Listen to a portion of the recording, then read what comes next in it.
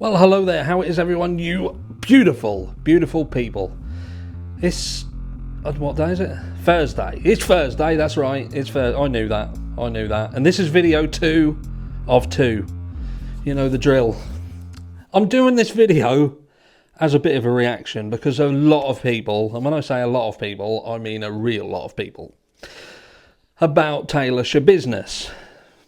Yeah, that's correct. Schabusiness. Now, Schabusiness seems to be a name that she basically made up because she thought she was Schabusiness. Now, I think that I'm going to change my name to Harsh Legend. Remember that. You heard it here first. Anyway, so this absolute... I have to be careful what I say here because for a start off, you turn around and you think to yourself, this person is utter mental. They must be absolutely insane. But then I think, no, because that's the route that she was hoping that she would be able to go down in order to get put into a mental facility so she could heal and get out and live again. And that didn't quite go to plan. But some of you will be like thinking, well, who the friggin' hell is Harsh even talking about? And look, this is the person who has... How could I say, without getting demonetised or kicked off the platform altogether? Fuck it. Let's just go balls deep into it, shall we? So look, she's married. Her husband is a drug person who's been locked up. And while he's away, she is playing about with Shay. Now, Shay is someone who she went to school with. They grew up together. They knew each other. I think they'd been in a relationship at one point. They'd disconnected. They'd re-hooked up. And, they'd been hanging about together. And this particular... Oh, I will just cut in here. Because the 911 call, if you haven't heard this, search Schabusiness 911 call.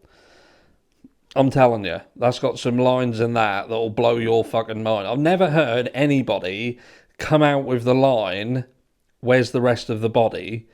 And for the answer to that to be so damn cool, and I don't mean cool like fucking, I don't know, Morgan Freeman cool. I mean, like, it's just such a weird conversation anyway. But anyway, so they've hooked up, they spend some time together. And this, they do some narcotics and they end up back at Shay's parents' house. And he kind of lives in the basement. So they go down into the basement and they proceed to do more narcotics and get in a position where they're playing about with what would be a dog chain type contraption. And this is like this autoerotic asphyxiation, that's correct. And she's sitting on his back and choking him until his head nearly pops off like a fucking cork bottle cork.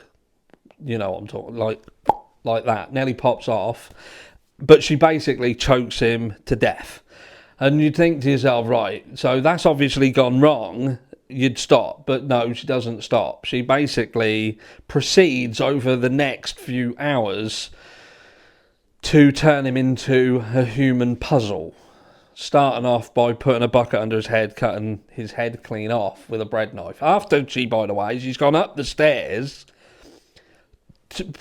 no doubt probably past the parents' bedroom, just going to grabbed some utensils to do what she wanted to do, gone back down and done what she was doing. And again, there's multiple footage that you can go and look at to check this fucking weirdo out. But yeah, she's basically cut him up into pieces. The parents knew who she was. They knew who she was. She knew that she was the one who was down there with him. So anyway, they've obviously called 911. There's a 911 call. You get to listen to that. That's public. Unlike the 911 call of the Idaho 4 case that's hidden. This is someone who's basically cut someone's head clean off, cut them into pieces. And you can hear that one. You can even see all the footage from when, they go there and look in the bucket and they have to wonder whether it's a rubber head or it's a real one. Because it's quite a shocking thing. It's not something you're going to expect to see. So you need to make sure that it's real. It's definitely real. And they go to her house anyway. They go to hers. They basically, it's like a comedy section. And I'll tell you, this happened years ago. Not this story. Something I'm not going to tell you about. Someone defaced my friend's car with paint. But They dropped paint on their feet and walked back to their house, and we could follow the footprints of their house. That's a true fucking story. And that's very similar to what happened here. And she comes to the door, still got blood on her, and she's obviously subsequently arrested. She seems to be shocked why they're there, surprised that they're there. But then they find his leg in a van, in a pot, and, you know, with the head was there's his winky in the bucket with his head and some knives and stuff. But there's some messed up people in this world. Some really messed up people in this world. And all I can say from this, obviously, I don't... Well, it's definitely the best anti-fucking drugs story that you're ever going to get. And I think children should be played this stuff in school as a warning to what can happen if you go down the route of hard narcotics. Yeah, that's a messed up case. But anyway, it looked like she was trying to plead trying to plead like she was mental, even though when they were interviewing her, she was able to, on one breath, say she blacked out, but on the second one, she was able to explain exactly what she did. You know, exactly what she did. I think I just split my lip. That's the excitement of... Yeah, dealing with this. Yeah, so she didn't black out at all. She was completely compos-mentis. She knew what she was doing. And, and in the end, it turned out that she wasn't going to get away with it. She wasn't going to get away with it at all. And the prosecution got their own specialist in to check if she was indeed completely fucking mental or not. And turns out that she was actually, quite compos-mentis and just a psycho. So it's very important that we kind of understand that there is a difference between someone being an evil psychopath and being mentally incapacitated. Do you know what I mean? Where you can't really help what you're doing because either there's voices in your head telling you to do something and they take over, or whether you make the decisions, you're in the driving seat. Because there is a massive difference. Like for that, she was in the driving seat. She was trying to say that someone else was.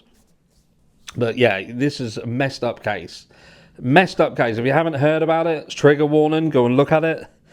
But my reaction, you asked for it, you've got it. Messed up. Absolutely messed up. Clearly she knew what she was doing. I hope that she never, ever, ever gets to see the light of day ever again. And I'm glad that I am happily in a relationship, because that kind of puts me off ever meeting up with a female who I am not, even someone who I am familiar with. It makes you want to sleep with one eye open. Definitely don't do drugs. I'll catch you in the next one.